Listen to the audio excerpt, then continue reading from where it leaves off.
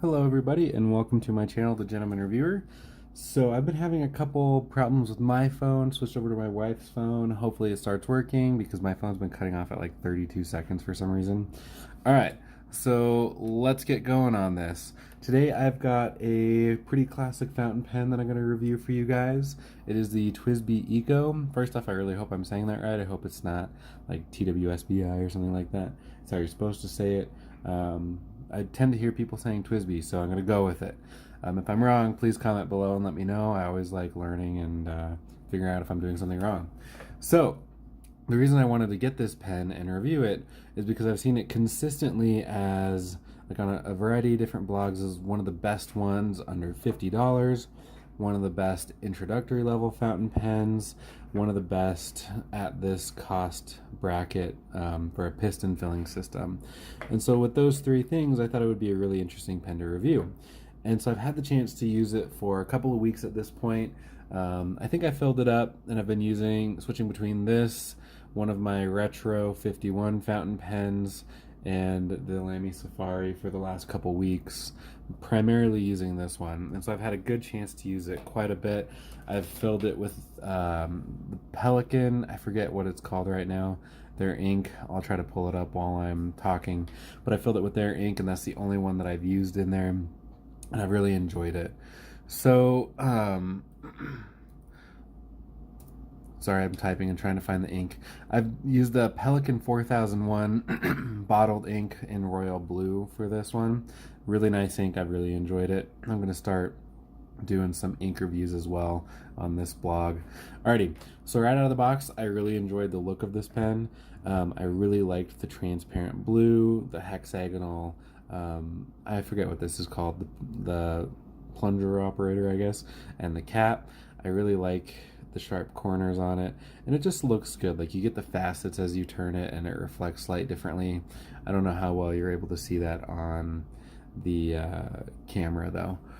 So it also came with a little red wrench, which I forgot to grab before I started recording this video, and given that I've had some phone problems, I really don't want to run up and get it. I'm not going to be able to show you how to use it anyway without getting all the ink out of here anyway, and I just filled it up, so I prefer not to do that. But I'll go into it a little later in the video, just so you have an idea of what to do when you're doing some maintenance on this. So I really liked that they make their body clear. I was one of those kids that really enjoyed taking things apart and always seeing how things worked. So demonstrator pens, while this is my only one, are something that I really want to get a little bit more into. Because I just like seeing how things work. You can identify where problems are, if there are any.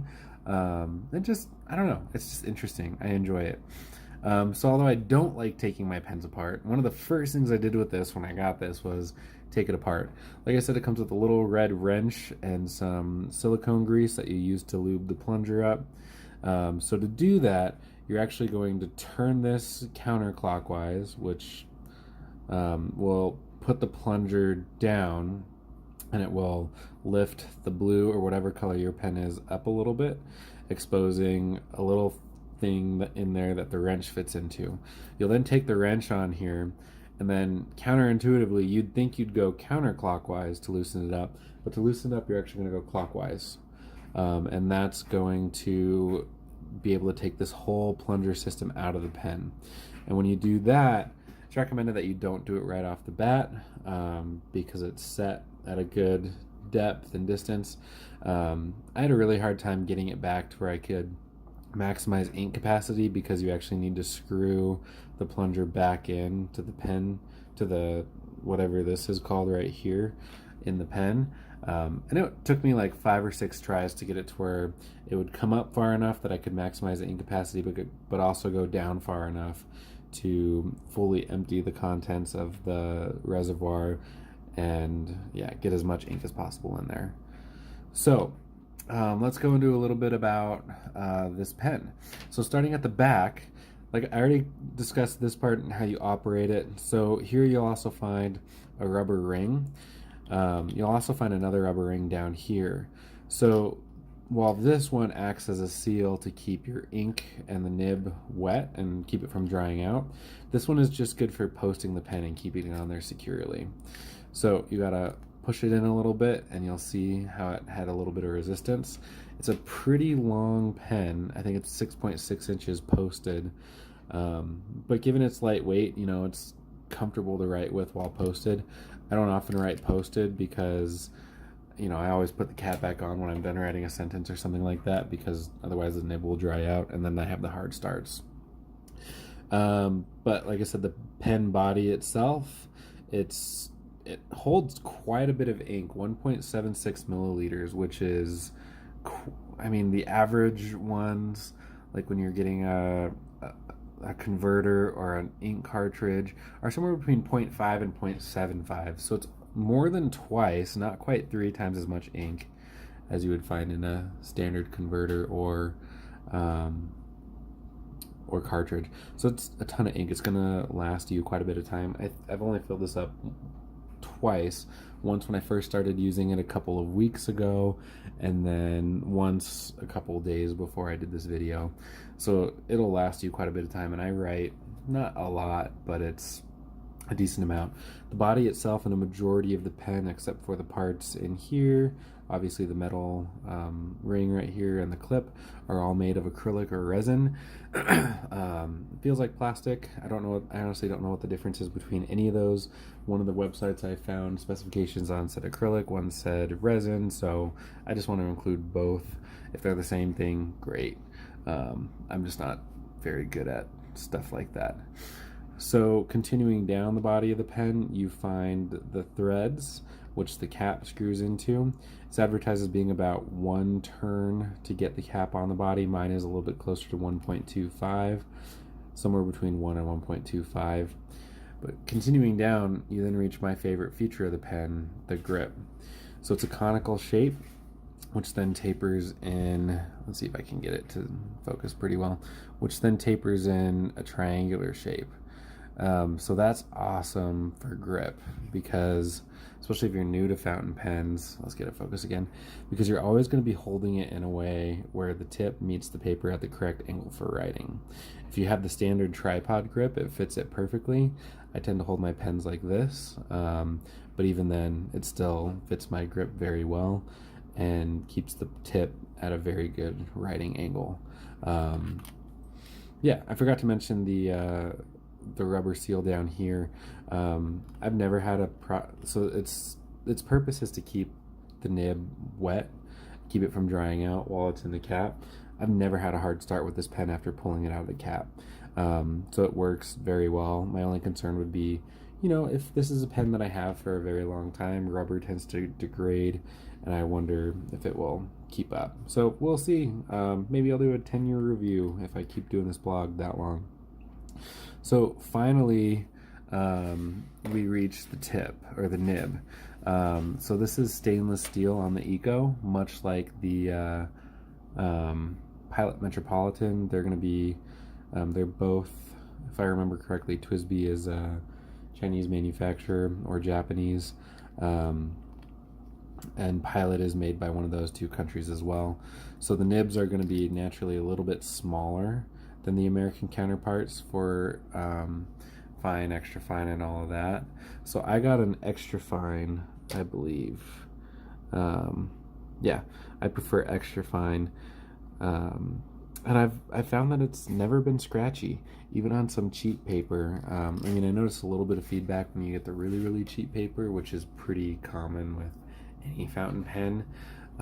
But from really cheap paper up to nice paper, I've had a pretty good, smooth writing experience with any of them. So if you're interested in some other nib sizes, this one is the extra fine. It's also available in fine, medium, broad, and a 1.1 millimeter stub. Just for some last dimensions, the pen itself, right in this, when it's capped, is about 5.5 inches long, or 138.8 millimeters. Posted, I was right at 6.6 inches, which is 167.5 millimeters. The diameter of the body is 12.8 millimeters, or about half an inch. When you get to the grip, it's about 9.1 millimeters, or 0.4 inches. So overall, the entire pen weighs 21 grams, or 0.7 ounces. So, like I said, overall, I've really enjoyed using the Eco. It's quickly become one of my favorite fountain pens, even though it is fairly light.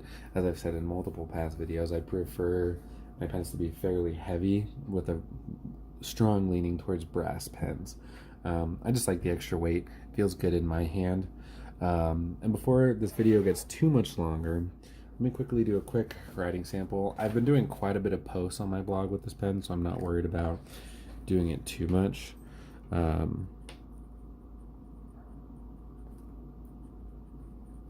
So this is just some cheap notepad paper that I have. You can see there's still no feathering. I'd be interested to see how it would do with a broader nib. I mean, I know a lot of that's dependent on the ink. Like diamine inks tend to feather because they're fairly wet. Pilot inks tend to do fairly well. I already said this is Pelican ink, which is a really nice quality ink. And so it does very well on a variety of papers. I did have it,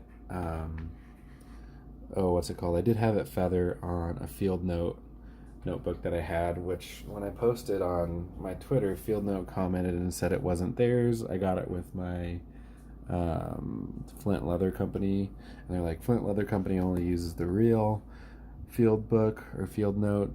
And I was like, well, I got it with them, so if it's not real, then not my fault. But it feathered on that, so it might be, I need to get a real Field Notes. I found that a lot of companies rip them off, and it's kind of sad to see.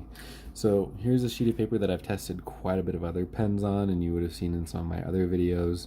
Let's put the TWSBI right here. This has been my bullet journal for about 6 months. I haven't been using it as much lately. It's my Jarbo journal, which I reviewed as well. I forget the weight of paper on it. I think it's 80. I could be wrong. But it does well. Ooh, it's getting stuck right there. No bleed through on the TWSBI would have been right here. So I can see a little bit of ghosting, which I don't know if you can see on the video. Very light ghosting, but that's pretty consistent with this journal with everything but a pencil. So like I said, overall, I've really enjoyed this pen. I've really liked using it. It's been one that I will probably keep on going back to, one that I'll probably keep inked up and keep using. If you have anything that I missed or have any questions, please comment below. And as always, please give me a thumbs up for this video and follow my blog. It helps me keep going and keep doing these videos. Thanks for watching.